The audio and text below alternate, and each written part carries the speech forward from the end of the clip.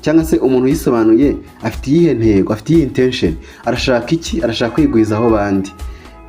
Ni ibyo rero ndabashimira ko twabanye muri uno mwanya wo kuganira kuri ubu busobanuro bwo kuba Bibiliya iri guhindurwa mu Bushinwa, ariko mbamenyesha ko na Amerika ari byo bintu irimo, ahubwo ntakeka ko ahubwo Bibiliya muri Amerika ahubwo yenda guhinduka.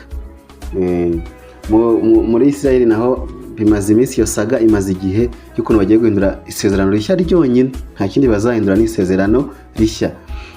Rero Imana ibahe umugisha. Njye nitwa Uwayezu Valens, ndabashimira ko muri kumwe nanjye kuri Healing God Official.